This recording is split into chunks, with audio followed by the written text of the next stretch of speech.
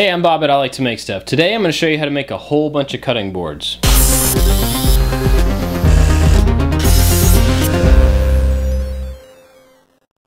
Now, real quick before I get started, I wanted to say congratulations to Carhartt. They are celebrating their 125th anniversary. And to celebrate, they created a special craft beer and then they went across the country to share it with people who do stuff with their hands. They made a really cool video about the trip and you can check it out here or the link down in the description. And it's really just about them going around and celebrating craftsmanship and people who actually do stuff with their hands. It's really inspiring, it's really well shot, and it'll make you want to get out in the shop and do some stuff. So be sure to check that out. Congratulations again to Carhartt for 125 years, and let's get to the project. Recently I got a commission to make 12 cutting boards, and so I started by planing down some lumber that I already had, some teak and basswood.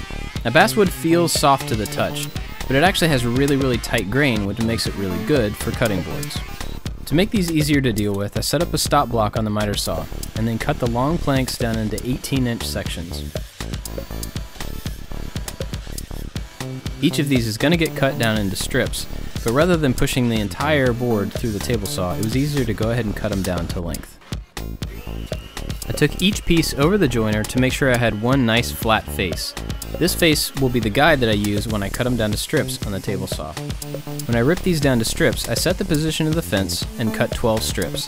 Then I moved the fence and cut 12 more, and I just kept doing that so that I had a variation in the width of the pieces of wood. I didn't have any more basswood milled down to 1 inch, but I did have these nice big basswood timbers that were about 2 inches thick. They had one live edge, which unfortunately I couldn't really use for this, so I cut it down into sections and then took them over the joiner. I also ran them through the planer to clean up both sides of the piece of wood. It needed to be really nice and smooth for the glue up later. Now these were so thick I had to flip it over on the table saw and make 2 passes to cut it down into strips. After everything was cut, I organized the pieces by size and then went through and made a kit for each one of the cutting boards. They didn't really need to be the same, but since I had cut 12 of every piece, it just made sense. Then I was ready for the first glue up. Now when you decide on what glue to use, make sure you do your research. There's a lot of discussion about it and differing opinions, so decide what's best for you. Go ahead and use a little more glue than you think you need and make sure you cover the entire surface of every piece. You want it to be thick enough to fill any little tiny gaps in between the pieces. Tighten them down in the clamps and then add another clamp from the other side and on the ends to make sure you get everything clamped together. I scraped off any excess glue and then I ran it through the planer. When you do the glue up, not everything is going to set perfectly flush. So running it through the planer at this point makes it look really nice. Now I decided to keep going and cut the piece that I had just made down into different size strips.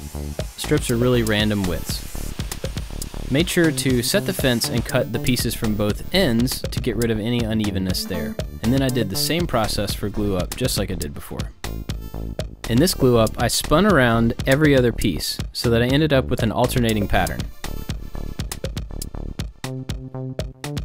I clamped it up just like I did before, but this time tried to make sure that the edges were as straight as possible so that I would have less to cut off after the fact. I often talk about how helpful it is to have a lot of clamps, and this is why. Even with all the clamps I have, I had to do glue ups in 2 or 3 different sessions. After they were dry, I went back and scraped off the glue, again just like before, and then ran it through the planer.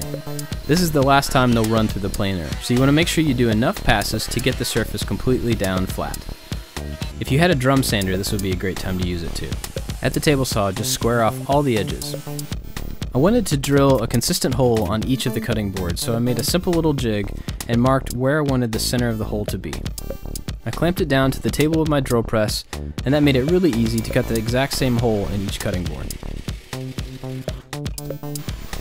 I used my router and a roundover bit to smooth out all of the edges.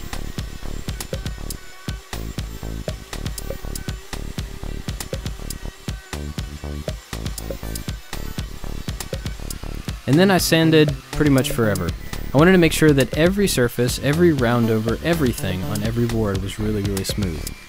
This is kind of the end of the process. You want to get it as smooth as possible and change grits up to about 220. For the inside of the hole, I used a sanding sponge because it fits in there and gets off any burrs. I used wire nuts as standoffs when I was ready to finish. They're great because they're cheap and plastic. And for finish, I used 100% pure tung oil. This is one of my favorite parts because the oil just really brings out the grain in the wood. I love the way it looks. Don't be afraid to use a lot of oil. You really want to make sure you get every piece of it covered, and you want plenty of it to be able to soak in. Let it soak in for about 24 hours before you add a second coat. And this is how they turned out. I was really happy with them, and more importantly, so was the client. And there you go. Making a cutting board is really not that hard. You can make it more complicated by making more cuts and more patterns, and the more specific pattern you want to make, the more you're going to have to plan ahead and be really precise about your cuts. If you're looking for a random kind of pattern like this, you can't really do it wrong. If you wanted to make an end grain cutting board, the process is almost exactly the same. You take smaller pieces, glue them up into a large block, and then cut it down into the shape that you want. When you do make your cutting board, there's two things you want to keep in mind: the wood type and the finish type. You want to make sure that the grain in your wood is tight enough so that juices can't get into it and spoil. That's going to make it stink. It's going to make it not last very long. The finish has to be completely food safe. I use tung oil, but you could also use mineral oil and beeswax or any combination of things like that. Just make sure you do your research, get the right kind of wood and the right kind of finish before you get started. I hope you like this project, and if so, let me know in the comments down below. If you have some photos of ones that you've made, you can leave them on my Facebook page or in the comments at ILikeToMakeStuff.com. I'm on all the social networks, so you can find me on whichever one you like the best. I've got a lot more project videos up here. I've got a new podcast with David Picciuto and Jimmy DiResta. It's called Making It, and we talk about creativity and design and just life. It's not specific to woodworking, it's just about being a maker and doing stuff with your hands. I've also got a playlist of past episodes of Brain Pick, the live Q&A show that I do, and if you want to find out about upcoming episodes, you can do that at ILikeToMakeStuff.com. Thanks for watching, guys. See you next time.